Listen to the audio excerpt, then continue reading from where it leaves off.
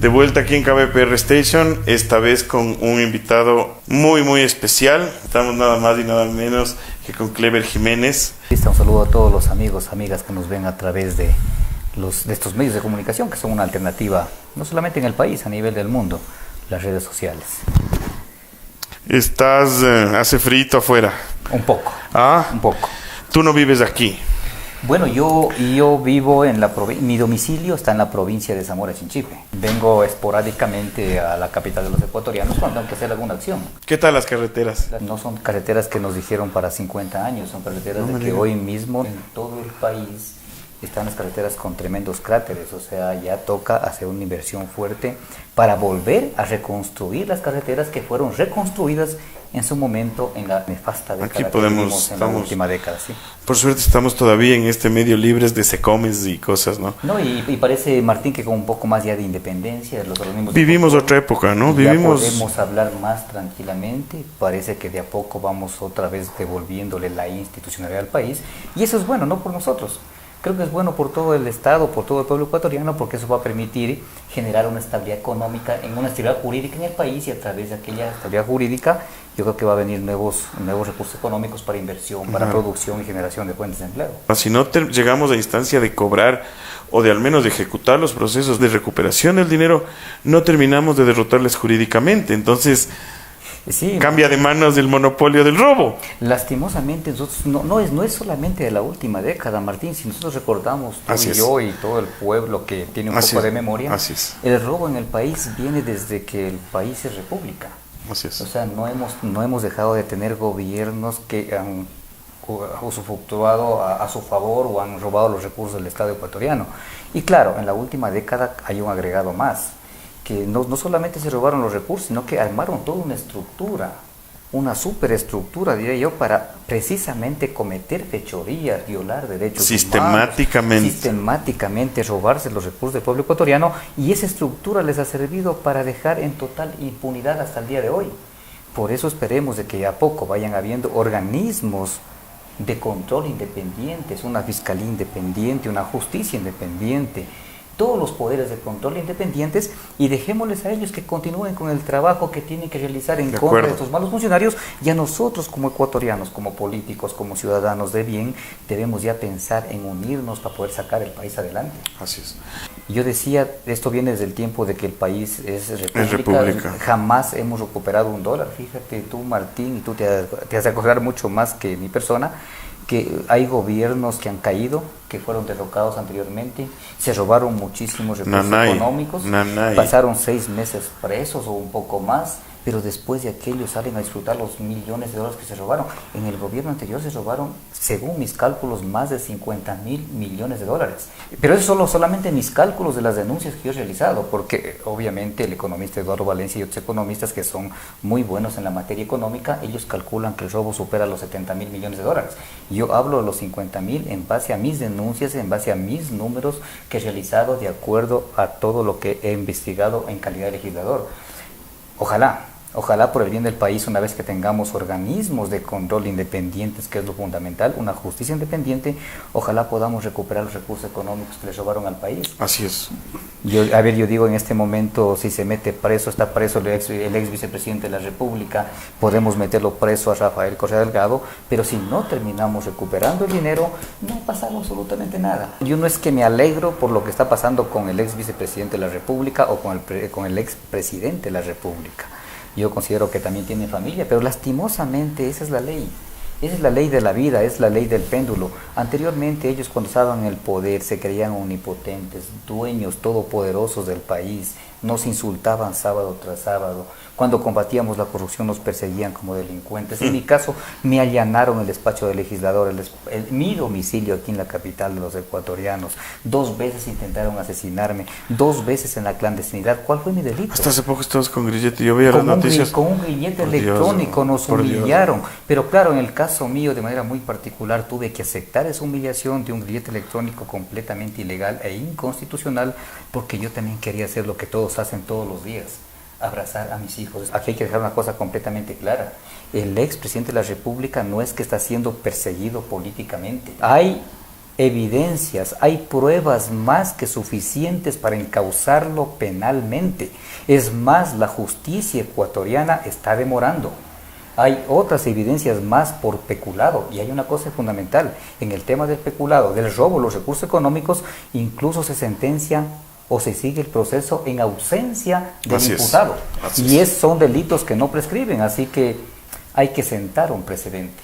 Exacto. Para que nunca nadie más, por más poderoso que se crea, vuelva a robarse los recursos del pueblo ecuatoriano y a pisotear los derechos humanos de los habitantes de bien de un país, que lo que hicimos en su momento, algunos, opinar diferente, otros, simplemente hacer una crítica al gobierno, cerraron medios de comunicación, nos persiguieron como delincuentes al punto incluso de casi declarar en emergencia nacional para sacarnos desde la comunidad de Sarayaco cuando nos refugiamos en la primera ocasión. Qué increíble esa aventura, ¿no? Así es. La motivación de esta invitación es, y decirlo públicamente, en aras de la verdad, felicitar su valentía.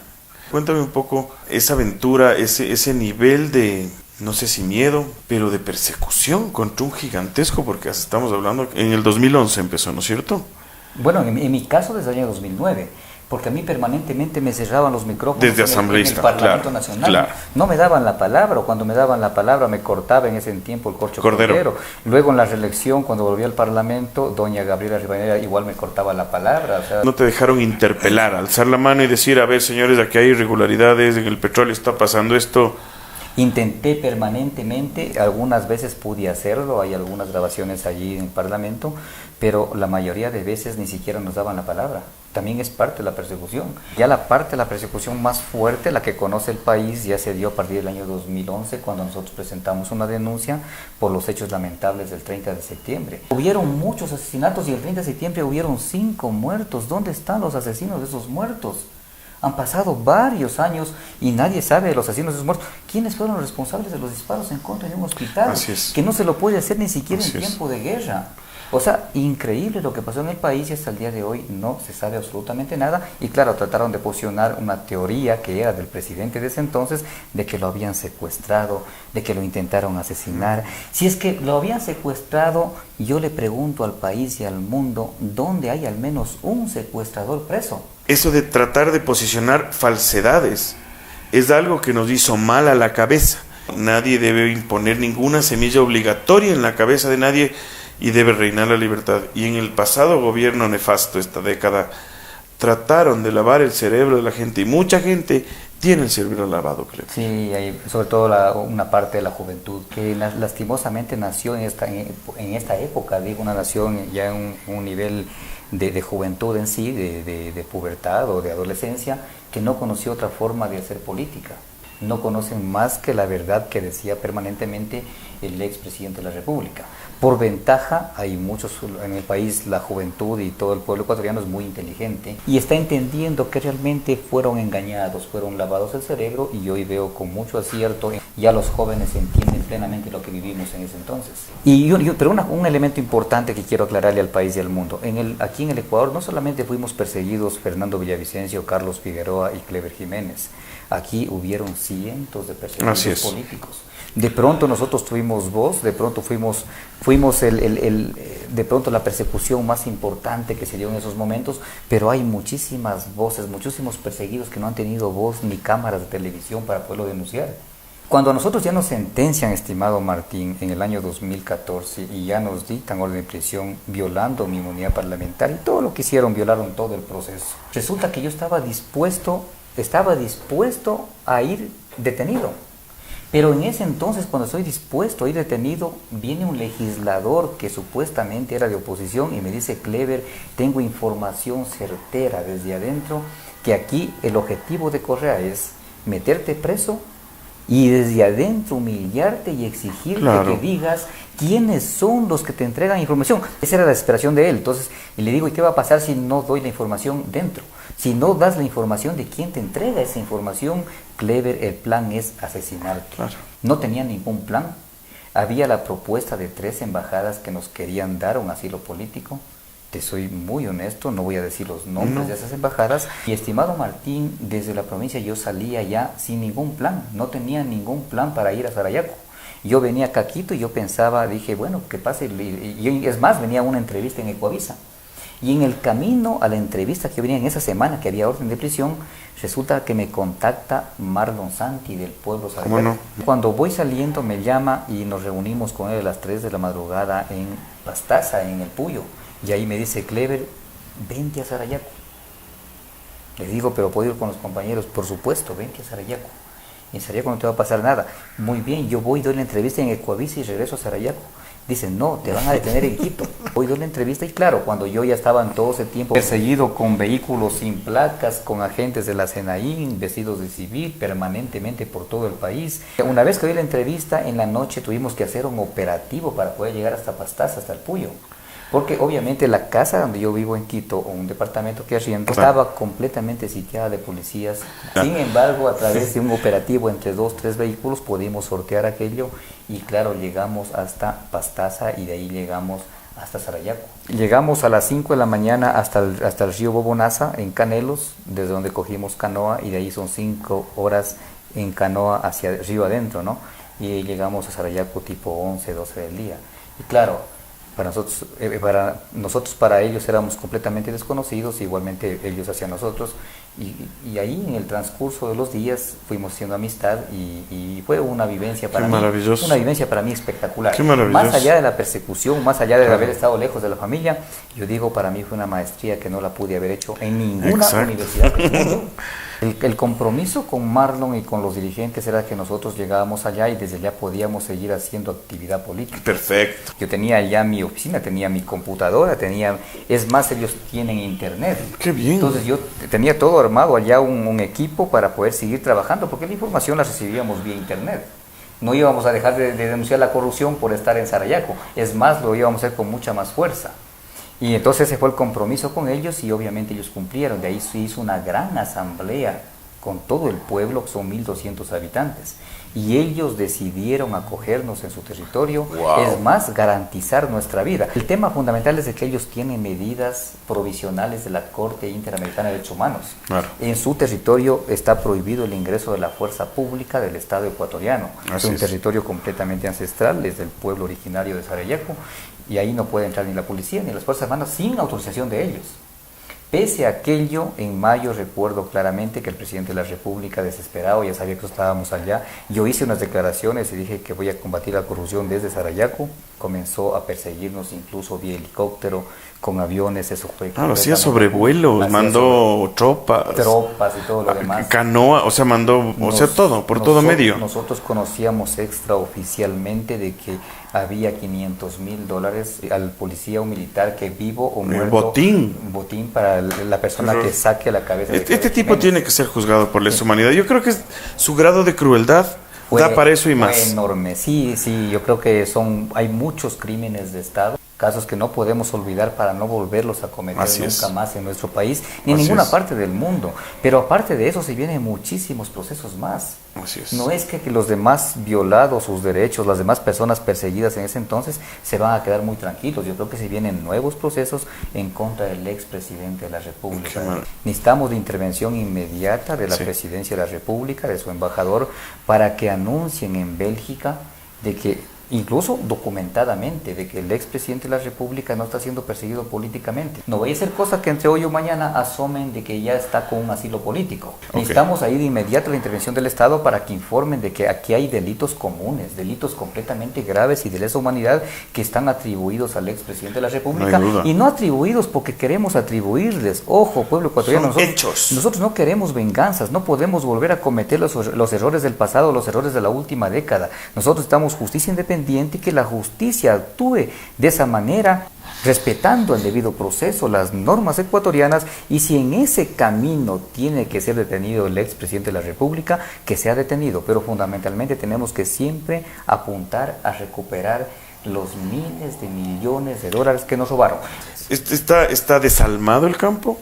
Está completamente botado. Pero no es que no tienen recursos ya. Que la inversión, tú hablabas de la inversión, porque quiero hablar un poco de eso. Perfecto. Eventualmente, bajo ciertas condiciones, la gente volvería a invertir en sus tierras. Tenemos un problema bien complicado. El tema es de que no hay dinero para invertir. A ver, acaban de aprobar un proyecto de ley aquí en el Ecuador, en el Parlamento Nacional, para supuestamente incentivar la producción, incluso para incentivar la industrialización. Pero ¿cómo se puede incentivar la industrialización si decimos que no me paguen el impuesto a la renta durante 10 años? El impuesto a la renta nace de las utilidades. Si no hay utilidades, no hay renta. Me parece eso, una torpeza total. Una torpeza. Porque si yo quiero incentivarte a ti, Martín, tú tienes una idea en este negocio y quiero incentivarte, tú no tienes recursos económicos, yo no te voy a decir, Martín, ve, invierte en tu empresa. Dices, pero si no tengo plata para invertir, ¿cómo te incentivo a ti?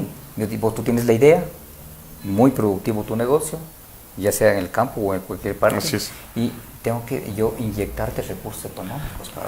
O sea, ¿y qué tiene que haber? Créditos a una baja tasa de interés a largo plazo para poderlo cancelar y con facilidades de acceso, porque hoy mismo la banca está prestando el 22, 23, 24, 25%. Es demasiado para alguien que inicia con una producción. Entonces el incentivo de decir no me pague el impuesto de la renta es una torpeza, y una torpeza completamente grande. Mira, Martín, que es demasiado difícil poder exigir más en estos momentos. ¿Ya? Son 10 años de sometimiento total de todos los organismos de control en el país. 10 años que la justicia cumplía órdenes por disposición del propio presidente de la República, con una policía preparada para perseguir a críticos y opositores del gobierno, incluso a periodistas independientes que cumplieron con su trabajo, que dicho sea de paso, debo reconocer públicamente y de manera frontal. Si no hubiese sido por un periodismo independiente que se la jugó en la última década, no hubiese caído este gobierno. ¿Sabes qué? No lo puedo creer. Muchas veces vuelve a mi cerebro normal el hecho de cómo está Venezuela y digo, carajo, parece mentira. Pero acordémonos de algo más, Martín, que Venezuela es un país que era completamente rico. Tiene la mejor reserva de petróleo de Latinoamérica, no sé si del mundo. Se olvidaron de la otra parte fundamental. La gente. Del pueblo, de la producción agrícola, de la industria, de esos productos. Se unieron en un país completamente consumista, sin producción. Y nosotros estábamos yendo por ese camino. Entonces yo ahí reconozco y vuelvo y repito, la prensa nos ayudó muchísimo. Habían periodistas sí que se sometieron también por no perder sus frecuencias. El país lo conoce. Claro, nosotros hicimos nuestra parte. Y entonces cuando uno tiene información, estimado Martín, de hechos de corrupción, si uno no los denuncia se convierte en cómplice y encubridor y por tanto en un delincuente más. Y yo sí le tengo más miedo a mi conciencia que a las leyes o a la persecución de un ex dictador que pasó por el gobierno del Estado ecuatoriano. Decía el expresidente de la República, si conocen de un hecho de corrupción, denuncien. Estimado Martín, todas las denuncias mías, sin excepción, antes de hacerlas públicas a través de los medios de comunicación, y yo presentaba la denuncia con mi firma y rúbrica ante los organismos de control correspondientes, con documentos, con todo. Yo siempre hablaba cuando tenía las pruebas, las evidencias. Jamás me atrevo a calumniar a nadie si no tengo los documentos correspondientes. Pero hay un elemento importante, es muchas de esas denuncias también se las presenté al expresidente de la República. O sea, de tal suerte que el expresidente de la República no puede lavarse las manos. Sello de asambleísta. Ahí está, con sello de asambleísta y con presentación de la presidencia de la República. En el tema del periodo bancario, Eduardo Valencia, el economista Eduardo Valencia, que estaba al frente de la Corporación Financiera Nacional los primeros meses del gobierno de Rafael Correa Delgado, él hace una investigación sobre el feriado bancario y hace un documento, un informe completo y se lo entrega en mayo del año 2007 al expresidente de la República. No evito el presidente de la República, no evito también Eduardo Valencia. Y resulta que en ese informe le dice con nombres y apellidos quiénes fueron los responsables del feriado bancario, entre ellos Juan Falconi Puig y el primo que se encuentra en Miami. Me refiero a Pedro Delgado Campaña. Y resulta que el expresidente de la República, teniendo ese informe en sus manos, pueblo ecuatoriano, se lo guardó en alguna caja de algún escritorio en Carondelet. Él tenía los documentos, ¿por qué no mandó y pidió que la Fiscalía intervenga en esto? Sin embargo, el cinismo viene porque él, teniendo el informe, hablaba en contra del periodo bancario. ¿Y por qué no hizo nada en contra de estos nefastos personajes que también pasaron en 1999 y que destruyeron a muchísimas familias, y que de ahí fue la migración que se dio hacia España, hacia Europa y a otros países del mundo? Yo en el año 2011, en calidad de legislador, denuncio el negocio del comercio de crudo internacional, el negociado. Del famoso Cadena Marín. Exactamente, no hace nada el ex fiscal Galo Chiriboga Zambrano, pero lo lamentable no es eso. Lo lamentable es que hoy seguimos perdiendo la misma cantidad de dinero por cada barril de petróleo que enviamos hacia el exterior. Y eso se puede parar fácilmente, se lo he dicho en reiteradas ocasiones, presidente Lenín Moreno. Es que el tema de esos 2, 3, 4, hasta 7 dólares por cada barril de petróleo, no es que se los ganan los chinos. Ganan unos intermediarios y entre ellos unos, no sé si decirles ex revolucionarios o revolucionarios que siguen en el gobierno de Lenín Moreno. Ahora, ¿cuál es la solución? Sí, me van a decir, es que no podemos votar abajo un contrato claro porque es ilegal. No, voten sí, la gente. No, sí, porque esto es fácil. Lo que pasa es que los contratos petroleros, en este caso de la venta del crudo, provienen de unas alianzas estratégicas. O sea, por encima de los contratos están las alianzas estratégicas, por encima de las alianzas estratégicas está la ley. Y la ley y las alianzas estratégicas prohíben que el dinero sea que el crudo sea intermediado. Sino dice que el crudo tiene que ir a las refinerías de los países con los cuales se hizo la alianza estratégica. Sí, para evitar el tema de los dineros y los intermediarios. Y resulta que en los contratos, en cambio, se hace todo lo contrario. O sea, los contratos están violentando las alianzas estratégicas, están violentando qué la buena ley, esa revelación, pongan atención. Y están violando la Constitución de la República del Ecuador. O sea, los contratos que están mal realizados podemos dejarlos sin efecto para que se respeten las alianzas estratégicas y terminamos con esos contratos nefastos para el país. Deben seguir llevando. Es todo. El pueblo de la región amazónica, por ejemplo, pide universidad. Fíjate tú, en la provincia de Moral Chinchipe no tenemos ni siquiera universidad. ¿Cuál es el sistema universitario más cercano? Hay que salir a Loja, pero claro, dicen la educación al ser nivel es gratuito. Si es que nuestros jóvenes logran obtener un cupo, porque hasta eso es complicado, ¿no? Cuando logran nuestros jóvenes tener acceso a la universidad pública, ellos para poder ir a las universidades, los padres que tienen recursos tienen que pagar pasajes, tienen que pagar estadía, alimentación, lo cual se vuelve mucho más costoso que si hubiera una universidad privada en la misma provincia para poder pagar el dinero que requiera cada uno. La frontera con Colombia, estimado Martín, esto es fundamental. Hacen una investigación y me comentaban de esa investigación allá justamente en Mataje, en San Lorenzo, y decían que se hace una pregunta a los niños que qué quieren ser cuando sean grandes. Y los niños, la mayoría, decían que quieren ser como el guacho. ¿Pero por qué? Porque el guacho es el que hizo presencia en ese lugar, el guacho es el que les llevó comida o les daba protección a la gente, a los campesinos, o sea, el Estado no hizo ninguna presencia. Entonces aquí hay que entender una cosa, ¿qué es lo que pasó con el exgobierno de Rafael Correa Delgado? ¿Por qué no dio presencia el Estado en ese sector con medicina, con salud, con educación, con vías, con producción, con industrialización, con muchas cosas más? Porque él tenía la intención clara de dejar como un corredor para que pueda ir el narcotráfico. Golpear, mandar a secuestrar, violar, perseguir son actos no civilizados. Demandar es lo que se hace. Nos cuenta Clevel que él ha puesto con ganas y lo volvería a hacer firma y rúbrica en todas sus denuncias. Cuéntanos de esta mega denuncia que hay en Ginebra. Bueno, cuando yo salgo después del año 2015 ya de la clandestinidad de Sarayaku, resulta de que tuve contactos con un venezolano, Víctor Rodríguez, que es alguien que participó como asesor en la construcción del Estatuto de Roma, que es el que con el que interviene o en el que se basa la Corte Penal Internacional allá en los Países Bajos. Se le dice la Corte Penal Internacional de La Haya, porque está precisamente en La Haya. Y resulta de que luego de varias conversaciones, enviándole documentación y todo eso, yo le pido a este abogado, le digo si hay causales suficientes para poderlo encausar al expresidente de la República allá en la Corte Penal Internacional de La Haya. Hizo un estudio profundo este abogado con todas las evidencias y dijo, hay 2 delitos de lesa humanidad por los cuales podemos encausar al expresidente. En ese tiempo funciones, ¿no? Ahora tenemos más. ¿Sí? Ahora hay más tela para cortar. Ahora hay más, sí. Entonces, dice 2 delitos de lesa humanidad. Uno es asesinato por los del 30 de septiembre. Y el otro delito es persecución, que también está tipificado como delito de lesa humanidad. Una persecución sistemática que ha pasado en el país. Y eso es más que evidente. Y probable, hay como probar eso. Completamente probable. Bueno, y el tema de los asesinatos también, porque están muertos. Así es. 5 fallecidos, en los 2 casos son completamente comprobables. Luego de haber conversado, le pedí a este abogado, le digo, lo que no tengo yo es recursos económicos, soy bien honesto en decirlo, y no me avergüenza. Me avergonzaría si digo tengo muchos recursos económicos que sean producto del robo.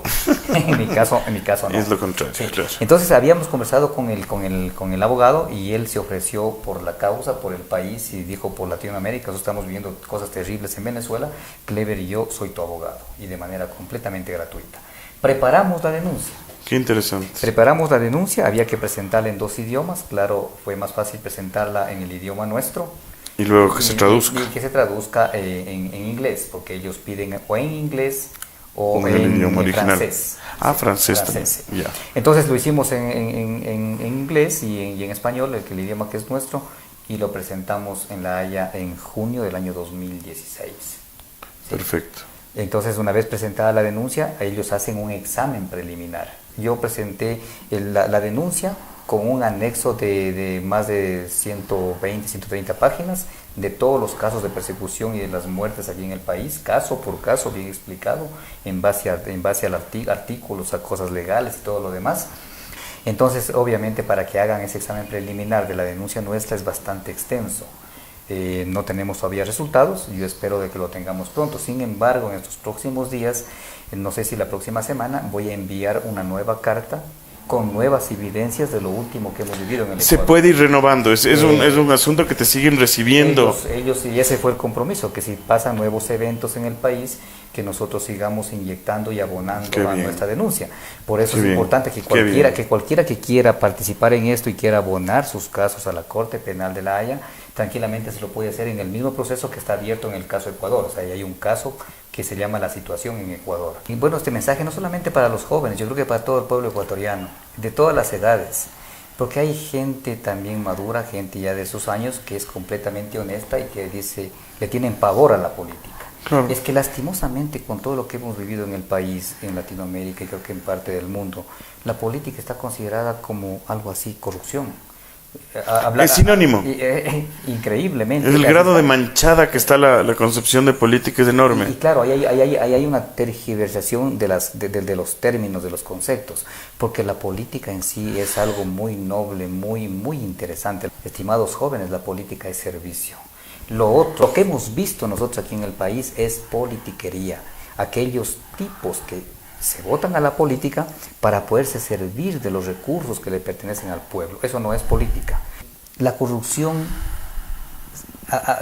no se va a acabar tan solo con nuevas leyes o con nuevas autoridades o organismos de control independientes. Sí, en cierta forma se va a frenar. Tenemos que tener claridad absoluta que la corrupción nace por la falta de formación de seres humanos, de personas. Para mí es fundamental el tema educativo. De ahí parte todo. Si nosotros como sistema educativo podemos transformar lo que hoy estamos haciendo, instruyendo científicamente y de manera mediocre a nuestros profesionales y realmente transformamos aquello para en la educación formar personas con valores, con principios. Ese es el punto, es el meollo. Ahí sí atacaríamos en el fondo lo que es la corrupción. Martín, muchas gracias. Gracias, Clever. No, es tu casa. Sí, muchas gracias, les pago. Un abrazo a todos.